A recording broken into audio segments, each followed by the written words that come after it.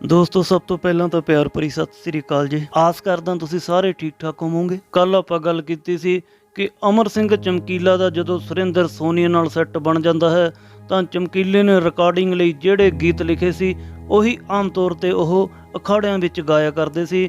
ਗੀਤ ਸੀਗੇ ਸੰਤਾਂ ਨੇ ਪਾਈ ਫੇਰੀ, ਰਹੇ ਬਸ ਦੀ ਨਗਰੀ ਤੇਰੀ, ਤੇ ਫਿਰ ਲਿਖਿਆ ਭਾਬੀਏ ਭੈਣ ਤੇਰੀ ਨਾਲ ਦਿਓਰ ਤੇਰਾ ਕਦ ਖੇਡੂ ਕੰਗਣਾ ਨੀ। ਤੀਜਾ ਗੀਤ ਸੀ ਟਕੂਏ ਤੇ ਟਕੂਆ ਖੜਕੇ, ਤੇ ਚੌਥਾ ਗੀਤ ਸੀ ਬੁੱਢੜਾ ਨਾ ਜਾਣੀ ਪੱਟ ਦੂੰ ਚਗਾਠ ਨੀ। ਇਹ ਗੀਤ ਚਮਕੀਲਾ ਆਮ ਤੌਰ ਤੇ ਸੁਰਿੰਦਰ ਸੋਨੀ ਨਾਲ ਅਖਾੜਿਆਂ ਦੇ ਵਿੱਚ ਗਾਇਆ ਕਰਦਾ ਸੀ। ਜਦੋਂ ਇਹ ਚਾਰੇ ਗੀਤ ਸਰੋਤਿਆਂ ਦੀ ਕਚਹਿਰੀ ਵਿੱਚ ਪਾਸ ਹੋ ਜਾਂਦੇ ਨੇ, ਉਸ ਤੋਂ ਬਾਅਦ ਅਮਰ ਸਿੰਘ ਚਮਕੀਲੇ ਨੇ ਇਹ ਚਾਰੇ ਗੀਤ ਰਿਕਾਰਡ ਕਰਾਉਣ ਦਾ ਮਨ ਬਣਾ ਲਿਆ ਤੇ ਕੇਸਰ ਸਿੰਘ ਟਿੱਕੀ ਨੂੰ ਨਾਲ ਲੈ ਕੇ ਦਿੱਲੀ HMV ਦੇ ਸਟੂਡੀਓ ਤਰੀਕ ਲੈਣ ਲਈ ਚਲਾ ਗਿਆ। ਤੇ ਅੱਗੇ ਦੀ ਗੱਲਬਾਤ ਦੋਸਤੋ ਆਜੋ ਕਰਦੇ ਹਾਂ। ਅਮਰ ਸਿੰਘ ਚਮਕੀਲਾ ਤੇ ਕੇਸਰ ਸਿੰਘ ਟਿੱਕੀ 50 ਰੁਪਏ ਪ੍ਰਤੀ ਸਵਾਰੀ ਦੇ ਹਿਸਾਬ ਨਾਲ ਟੈਕਸੀ ਕਰਕੇ ਰਾਤੋਂ ਰਾਤ ਦਰਿਆਗੰਜ HMV ਦੇ ਸਟੂਡੀਓ ਪਹੁੰਚੇ। ਇਹ ਸਵੇਰੇ ਹੀ 10 ਵਜੇ HMV ਦੇ ਦਫ਼ਤਰ ਪਹੁੰਚ ਗਏ ਸੀ। ਉੱਥੇ ਇਹਨਾਂ ਨੂੰ ਪੌੜੀਆਂ 'ਚ ਬੈਠੇ ਸੰਤਰੀ ਨੇ ਪੁੱਛਿਆ ਕਿ ਤੁਸੀਂ ਕਿਸ ਨੂੰ ਮਿਲਣ ਆਏ ਹੋ। ਇਹਨਾਂ ਨੇ ਉਸ ਨੂੰ ਕਿਹਾ ਕਿ ਅਸੀਂ ਜ਼ਹੀਰ ਅਹਿਮਦ ਸਾਹਿਬ ਨੂੰ ਅਤੇ ਚਰਨਜੀਤ ਅਹੂਜਾ ਸਾਹਿਬ ਨੂੰ ਮਿਲਣਾ ਹੈ। ਉਸਨੇ ਕਿਹਾ ਕਿ ਅਹੂਜਾ ਸਾਹਿਬ ਆ ਗਏ ਹਨ ਅਤੇ ਜ਼ਹੀਰ ਅਹਿਮਦ ਸਾਹਿਬ ਅਜੇ ਨਹੀਂ ਆਏ। ਹੁਣ ਜੇਕਰ ਤੁਸੀਂ ਅਹੂਜਾ ਸਾਹਿਬ ਨੂੰ ਮਿਲਣਾ ਤਾਂ ਉੱਪਰ ਚਲੇ ਜਾਓ। ਜਦੋਂ ਉੱਪਰ ਗਏ ਤਾਂ ਅਹੂਜਾ ਸਾਹਿਬ ਨੇ ਚਾਹ ਮੰਗਵਾ ਲਈ ਤੇ ਚਾਹ ਪੀਣ ਲੱਗ ਪਏ। ਚਾਹ ਪੀਂਦਿਆਂ ਹੀ ਜ਼ਹੀਰ ਅਹਿਮਦ ਸਾਹਿਬ ਸਟੂਡੀਓ ਪਹੁੰਚ ਗਏ। ਚਰਨਜੀਤ ਅਹੂਜਾ ਨੇ ਜ਼ਹੀਰ ਅਹਿਮਦ ਨੂੰ ਕਿਹਾ ਕਿ ਜ਼ਹੀਰ ਸਾਹਿਬ ਆਹ ਦੋ ਕਲਾਕਾਰ ਪੰਜਾਬ ਤੋਂ ਆਏ ਹਨ, ਆਪਾਂ ਇਹਨਾਂ ਨੂੰ ਸੁਣ ਲਈਏ। ਅੱਗੋਂ ਜ਼ਹੀਰ ਅਹਿਮਦ ਸਾਹਿਬ ਬੋਲੇ ਕਿ ਅਹੂਜਾ ਸਾਹਿਬ ਅਜੇ ਨਵੇਂ ਕਲਾਕਾਰਾਂ ਦੀ ਕਿਸੇ ਦੀ ਵੀ ਕੋਈ ਇੰਟਰੋ ਨਹੀਂ ਹੋਈ। ਫਿਰ ਝੱਟ ਅਹੂਜਾ ਸਾਹਿਬ ਬੋਲੇ ਕਿ ਇਸ ਲੜਕੇ ਦੇ ਲਿਖੇ ਗੀਤ ਸੁਰਿੰਦਰ ਛਿੰਦਾ ਤੇ ਸੁਰਿੰਦਰ ਸੋਨੀਆ ਦੀ ਆਵਾਜ਼ ਵਿੱਚ ਸੁਪਰ ਹਿੱਟ ਹੋਏ ਹਨ। ਚਰਨਜੀਤ ਅਹੂਜਾ ਨੇ ਜ਼ਹੀਰ ਅਹਿਮਦ ਸਾਹਿਬ ਨੂੰ ਗੀਤਾਂ ਦੀ ਲਿਸਟ ਵਿਖਾਈ। ਫਿਰ ਅਹੂਜਾ ਸਾਹਿਬ ਨੇ ਜ਼ਹੀਰ ਅਹਿਮਦ ਨੂੰ ਕਿਹਾ ਕਿ ਇਹਨਾਂ ਨੂੰ ਸੁਣਨਾ ਹੈ ਕਿ ਵਾਪਸ ਭੇਜ ਦਈਏ। ਜ਼ਹੀਰ ਅਹਿਮਦ ਨੇ ਕਿਹਾ ਕਿ ਕੋਈ ਸਾਜੀ ਤਾਂ ਪਹੁੰਚਿਆ ਨਹੀਂ, ਇਹਨਾਂ ਨੂੰ ਕਿਵੇਂ ਸੁਣੀਏ। ਇੰਨੇ ਨੂੰ ਗੱਲਾਂ ਕਰਦੇ ਕਰਦੇ ਹੀ ਯੂਸਫ ਖਾਨ ਤਬਲਾ ਮਾਸਟਰ, ਬਸੰਤੀ ਢੋਲਕ ਮਾਸਟਰ ਇਹ ਕਿਸੇ ਕਲਾਕਾਰ ਦੀ ਰਿਕਾਰਡਿੰਗ ਵਾਸਤੇ HMV ਦੇ ਸਟੂਡੀਓ ਪਹੁੰਚੇ ਹੋਏ ਸੀ।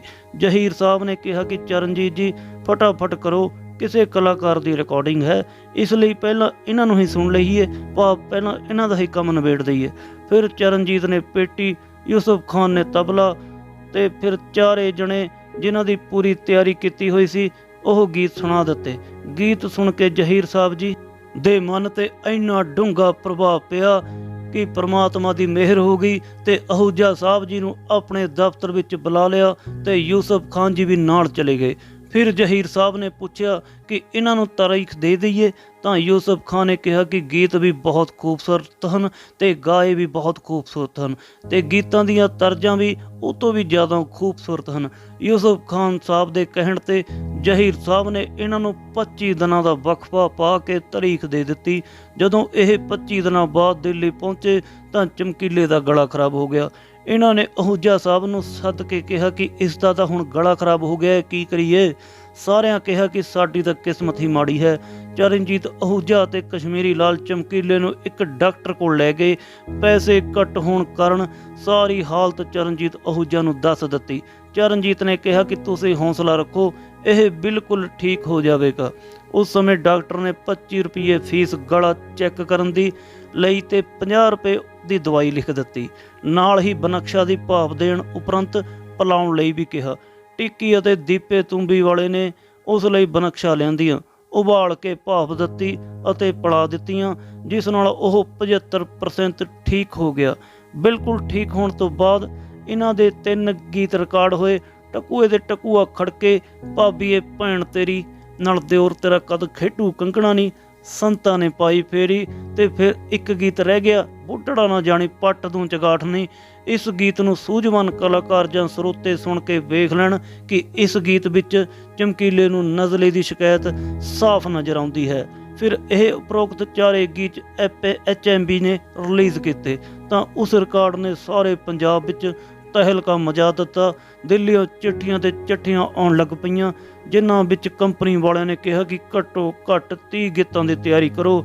ਇੱਧਰ ਚਮਕੀਲੇ ਤੇ ਸੋਨੀਆ ਕੋਲ ਪ੍ਰੋਗਰਾਮਾਂ ਦੀ ਬਹੁਤ ਵੱਡੀ ਲਾਈਨ ਲੱਗ ਗਈ ਸੀ। ਜਦੋਂ ਇਹ ਪ੍ਰੋਗਰਾਮਾਂ ਤੋਂ ਵਿਹਲੇ ਹੋਏ ਤੇ ਕੁਝ ਦਿਨ ਠਹਿਰ ਕੇ ਰਿਕਾਰਡਿੰਗ ਦੀ ਤਿਆਰੀ ਸ਼ੁਰੂ ਕਰ ਦਿੱਤੀ। ਤਿਆਰੀ ਕਰਕੇ 4 ਗੀਤ ਫਿਰ ਰਿਕਾਰਡ ਕਰਵਾ ਦਿੱਤੇ। ਇਹ ਗੀਤ ਸਨ ਆਟੇ ਵਾਂਗੂ ਗੁੰਨਤੀ ਬਗਾਨੇ ਪੁੱਤ ਨੇ, ਠੇਕੇ ਤੇ ਘਰ ਪਾ ਲੈਣਾ, ਮੌਜ ਬਣ ਜਾਣੀ ਨਹੀਂ, ਬਾਪੂ ਸਾਡਾ ਗੁੰਮ ਹੋ ਗਿਆ, ਕੁੜਤੀ 7 ਰੰਗ ਦੀ।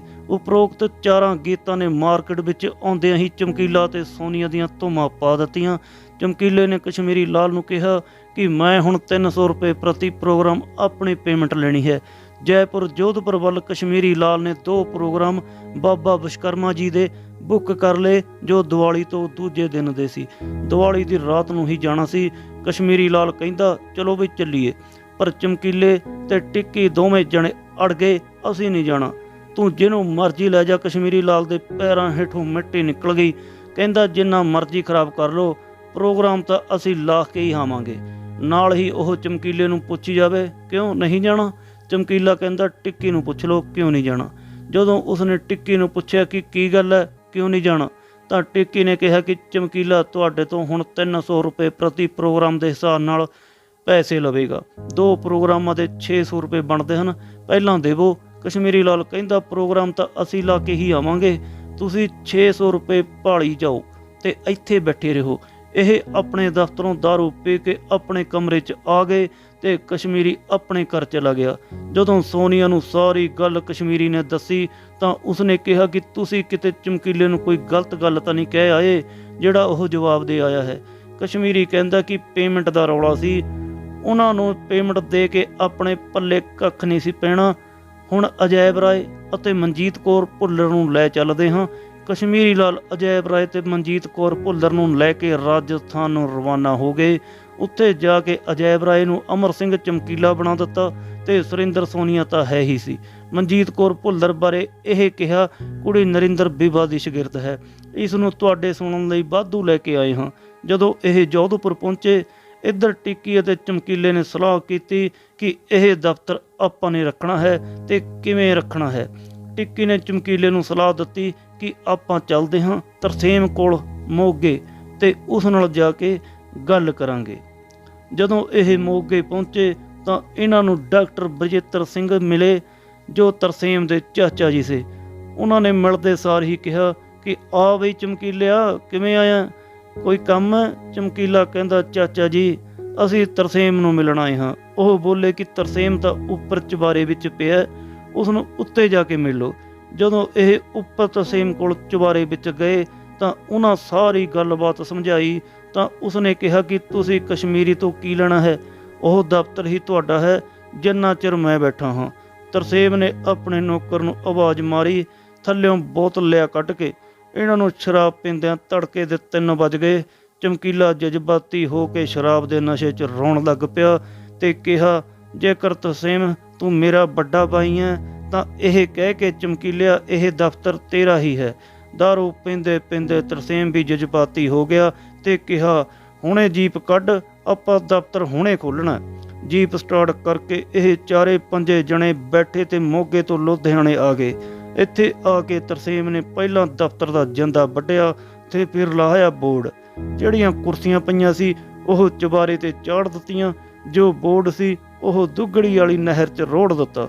ਸਵੇਰੇ ਉੱਠ ਤੇ ਛੋਟੇ ਕਮਰੇ 'ਚ ਬੈਠ ਕੇ ਸਲਾਹ ਕੀਤੀ ਕਿ ਸਵੇਰੇ ਦਫ਼ਤਰ ਵਿੱਚ ਸ੍ਰੀ ਗੁਰੂ ਗ੍ਰੰਥ ਸਾਹਿਬ ਜੀ ਦਾ ਪ੍ਰਕਾਸ਼ ਕਰ ਦਈਏ। ਦਫ਼ਤਰਾਂ ਦੇ ਸਾਹਮਣੇ ਜੋ ਗੁਰਦੁਆਰਾ ਹੈ ਉੱਥੋਂ ਲਿਆ ਕੇ ਬੀੜ ਪ੍ਰਕਾਸ਼ ਕਰਵਾ ਦਿੱਤੀ ਤੇ ਸ਼ਟਰ ਖੁੱਲ੍ਹਾ ਰੱਖ ਕੇ 7 ਦਿਨਾਂ ਦਾ ਸਹਿਜ ਪਾਠ ਰਖਵਾ ਦਿੱਤਾ। ਜਿਹੜਾ ਵੀ ਕੋਈ ਕਲਾਕਾਰ ਆਉਂਦਾ ਮੱਥਾ ਟੇਕ ਕੇ ਪੁੱਛਦਾ ਕਿ ਕਸ਼ਮੀਰੀ ਲਾਲ ਦਾ ਬੋਰਡ ਕਿੱਥੇ ਹੈ। ਤਰਸੇਮ ਜਵਾਬ ਦਿੰਦਾ ਕਿ ਉਹ ਤਾਂ ਕੀਰਤਪੁਰ ਸਾਹਿਬ ਪਹੁੰਚ ਗਿਆ ਹੈ। ਇਹ ਦਫ਼ਤਰ ਮੈਂ ਚਮਕੀਲੇ ਨੂੰ ਦੇ ਦਿੱਤਾ ਹੈ। ਅੱਜ ਤੋਂ ਬਾਅਦ ਇਹ ਦਫ਼ਤਰ ਅਮਰ ਸਿੰਘ ਚਮਕੀਲੇ ਦਾ ਹੈ। ਉਸ ਸਮੇਂ ਇਹਨਾਂ ਕੋਲ ਪੈਸਾ ਵੀ ਨਹੀਂ ਸੀ।